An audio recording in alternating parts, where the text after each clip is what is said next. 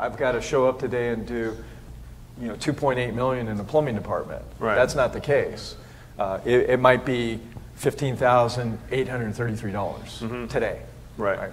So you're building, it kind of tells you if you're winning or losing just based on that alone. Absolutely. That's good. And then, and I guess if anybody wants to if you wanted to get a copy of this because it's kind of small, is it possible to provide that with me and email it to people if they wanted it? So if you want that, just email us and we'll provide you one of these, a copy of what he's got here. It's kind of a roadmap so people can kind of see what he's doing at those statistics like that. Talk about spiffs and contests, Mike. Keeping it exciting for people as you're having these building blocks. How important is it that people are engaged in the process? Right. Well, empowerment and having people engage is crucial. And we have a huddle every morning at 10 o'clock, and we talk about where we're at. Right. It's a stat report. Do we have enough calls in all those different departments? And if we don't, what are we going to do about it right now, today? Because once you go past today, you can't rewind the clock and pick up an extra sale or pick up an extra call and cover your revenue. So it starts in customer service. Absolutely. To say, well, if we're going to hit our goal today, we have to have opportunities. Well, look, we'll back up. Good. Yeah, I know when you hit, you're like, I'm on page 50, and you're on page 2. I'm on page 2. It starts with Lauren with generating, creating the lead generation for us, right? Mm-hmm. And then we expect our folks in the call center to convert those calls. To execute that. Absolutely. And even when that dries up, I know you're a big fan of not waiting for, even if marketing in one day or in a 4-hour period is slow. Right. There's nobody says customers don't get the memo to call every hour to book our schedule. Unfortunately, and so they just call whenever they got a problem. And so it could be nothing on the schedule starting out of the day, and all of a sudden 17 calls come in at noon or something like that, right? Correct. So between that time, though, I noticed that one of the things you do to fill in the gap is to get active. Like if the calls aren't coming in, you really espouse one of the principles I really believe in. The phones aren't ringing, we're making phone calls. Right. We're not waiting for things to happen. I mean, how's it look when you go in your call center and you got like 7, 8 people in that call center? 7 or 8 people. 8 people. And Mike told me yesterday, I said, "Are you consider those people overhead? What do you consider those people?" What did you tell me when I said, "Would you consider these people a cost of doing business?" What do you feel about that? Oh, they're an asset. It's an asset. Tell me why is it an asset? I would be out of business if I didn't have those folks. So adding more people in that area, you feel is an engine that's going to move the company forward, right? So when the phones aren't ringing, what's plan B? When Lauren she does a great job for most of the day, but like for 4 hours of the day, it's dead or whatever. Right. What do we do then? Well, I'm a plumber by trade, so what I saw from a couple of shops that I used to work for is that, the phone's not ringing, right? So go out and wash the truck and mow the lawn and restock the vans and so on and so forth, right? Or go work on the boss's house. And how much money does that make? Nothing. 0.0. I was fortunate enough to see other companies that were successful, and that it's like, we're kind of taught, like, if you talk to somebody, I don't know, about tax season, right? Oh, yeah, it's normally slow during tax season. Well, you know what? You're right. It is slow during tax season. But if you think differently and you say, hey, listen, I have the power, I've been empowered to get a list of my customers or buy a list, and there's obviously, we showed the do not call list things there as well, and I'm empowered to call these people and get my people in front of people to make something happen. It's your choice. And you're right there, too. So you can be slow or you can be busy. It's your choice, right? That's, again, where the training comes in. I think that huddle was a key thing, that we're having our group together. Where do we stand right now? Living in the state of now is an important aspect, as opposed to if we live in the future state, which is, holy cow, we have no calls today. It sucks to be us.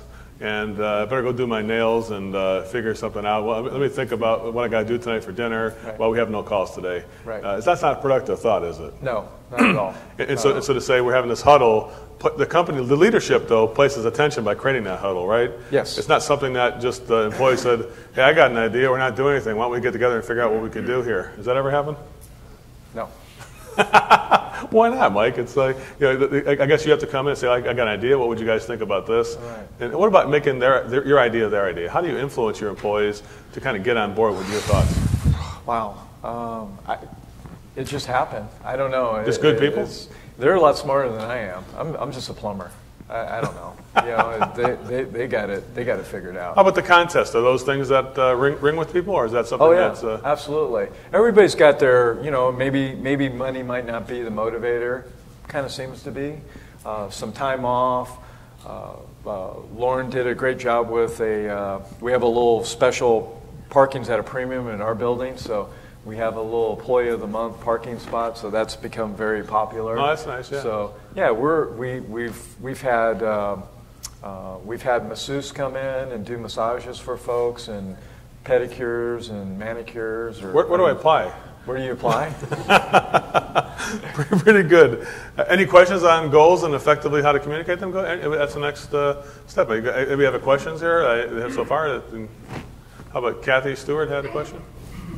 I have a specific question about the call center. Yes. So they call your own customers, but they also call people off of like a list you purchased? Correct. And what kind of thing do they offer? Mainly, it would be, well, the list that we purchase is the list from the direct mail piece that we sent out. So we're following up on the direct mail piece. So direct mail will follow with a phone call to hit that direct mailer. Okay, so I was trying to figure out how you just call somebody out of the blue and say, do you want something? Right. Good question. Need a tune-up? Yeah. Right. And imagine running. I mean, I always say the worst. If I could do something to my worst enemy, it'd be put him in the heating and air conditioning business, because it's a hell of a business to run. It's very bipolar. You know, plumbing, electrical. People have needs year round, but when it comes to heating and air conditioning, it's either peak season or it's not, or it's dead. You know, and to run and if I want to really torture my worst enemy, I'd make him a heating contractor in Southern California. That would be like the worst thing. Who would want to have that kind of business? You know what I'm saying? Yet it shows you that it's and when you live in a state, in a northern state that actually has cold weather, it's an embarrassment of riches, really, when you start thinking about it. You know. Go ahead, Doug. You had a question there? Hey, Mike, are you getting your DMRs daily or weekly? Because I know you're talking about a huddle at 10 o'clock, and whatever you didn't get achieved yesterday, are you bringing it before the whole team today so they understand we can't make up what we lost yesterday? Right. What are you guys doing? So let me clarify with Doug. DMR is Daily Management Report. Thank you, Doug. Yes, what we do is that we're looking at what we call a PACE report. So we're looking at the results from the day before, and then we're focusing on, okay, this is what we needed $45,000, and we only closed out at $39,000. So we need to step that up. We're open 7 days a week. We don't take Saturday and Sunday for granted, but they're not considered work days for us in our budget. So traditionally, we either have 20, 21, or 22 business days in a month. So we do kind of have a little gratis with Saturday and Sunday, but we don't focus on that. Sometimes they help us lift. Are those good catch-up days sometimes? Sometimes, yeah, sometimes. But again, I don't want to take that for granted. Well, what's interesting to me is that you're communicating the score every day to all the employees. Right. You're telling them if we won yesterday. How about if we have a huddle where we won yesterday? How's that sound? Is it different than huddle? I think that's probably where I probably fail as a leader, because I don't take a lot of time to celebrate. You know, and that's been pointed out to me. Well, I think one of the things is to celebrate failure and success. Failure and success should be celebrated evenly. So you put the same amount of attention on what we fell short on. Right. And I know that your leadership tone means everything. Right. So to make it sound like the roof's not falling, if we fell short yesterday, right. How important is it to make it sound like it's still okay? We're still believing you, and that we trust that this is going to, because you're smart enough and you're good enough, right. You're going to make this happen. How important is that tone of leadership there? It's crucial, because if you don't believe, why would they want to believe? They can jump ship and go on to another company, right? But listen, people normally don't leave a company because of the job. They leave it because of other people. And normally those other people are the leaders of the company. Mm-hmm. Let's go on to the next thing. Any other questions, anything right now? Yeah, go ahead. Mike, I was wondering, when you moved north on your revenue, was your marketing spend, did you increase that proportionally, or did you just change what you spent it on? Both, yes. So we saw trending at the, say, the $4 million mark of revenue, and I believe it was about 8.2% in spend versus the gross. And now to continue to grow, we were at about 10.3, 10.5. So we did increase that. I believe, and Lauren's in the room too, I think this is pretty accurate. Last year, 80% of our business was new business. Good stuff. Any Is that questions? correct? Lauren, is that correct? HVAC? Or 85. Oh, 85, sorry. I got a head cold, so. She's smarter. You said she was smarter than you. She is. Yeah. She is. Go ahead. How about that over there? Kevin, Brennan? Does that mean that you did not pay enough attention to your existing clients? That's what 2013 for. Our spend's gone down from 10% now. We were so focused on the growth, we've actually reduced our spend this year, maintaining the revenue, but getting more in front of our existing clients. I look at it this way. Unfortunately, it's kind of like this is a conveyor belt here, and you're helping the new client get on the conveyor belt, and then at the end, the existing client's falling off. So you really got to focus on what we call service partner plans or service agreements. The retention of a customer is a marketing strategy of its own, and that's what Lauren's probably saying is that this year, probably the biggest focus is retaining what we have and then using those customers to grow, sell them cross-selling services amongst plumbing, the air conditioning, heating, and so forth, right? Glenn, go ahead. I'm sorry, good tidings? David. Yeah, thank you. I could call him Glenn. One of my biggest challenges is to market to my existing customer base, and we do a fairly good job with the service agreements. Could you tell me a little bit more about how you get your phone to ring with your customer base beyond service agreements? Beyond service agreement. Well, we stay in front of them on the phone. We're very aggressive with outbounding. Okay. Very aggressive with outbounding. What time of day do you do that?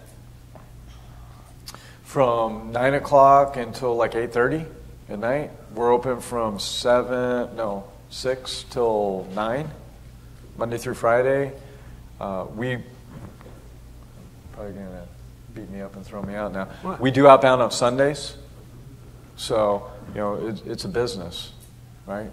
If people say, hey, listen, you crossed the line or whatever, we just put a note in the system. We don't call them again on Sunday. We are trying to confirm a lot of calls for Monday as well, because Monday is one of the heaviest days of the week for us. Interesting. So the stretching your hours to be more available, obviously that's one of the strategies that's necessary to maintain this growth too. Absolutely. It's not just a 9 to 5 business or 8 to 4:30 business. You obviously stage different technician schedules, so there's until 9 o'clock at night. You're saying. Correct. Right. That's an important factor too. Correct. Let's go ahead and go ahead. Sorry. Where did you find the most effective way of going into the business? What sources did you use for resources?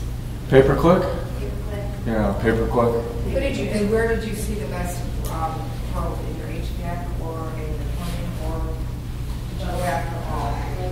Did you go after all? I saw you at sewer. We have it all. We set up, we have about over 35 microsites. That's a keyword, so we just were going after everybody. Would you say it was an even growth, Mike, that it was over the company, or did one part of the company grow more than the other? I think we were pretty even. Pretty even all around? Sewer and drain cleaner are new departments for us. They were broken away from plumbing. So they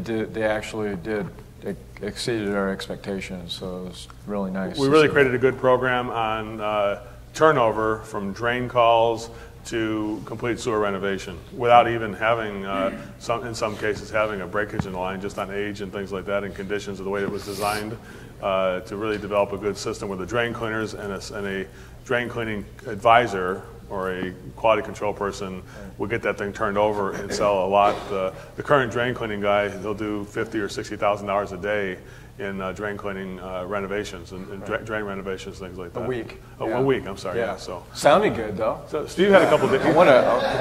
Who's that guy? Steve told me he had a couple days. Where was that? Yeah, no, But you're right. A normal week would be 50, 60,000, something like that. Absolutely. It could be. Yeah, definitely. So expectations, Mike, we don't mean to cut this short, but let's continue to say. You have 3 general expectations you go by. Go ahead, Mike. Go ahead and tell me about this. Well, again, it's setting the clear goal, what you're trying to accomplish. If you saw the goals up there earlier, that's posted in our meeting room, so it's no stranger to anybody that works for the corporation.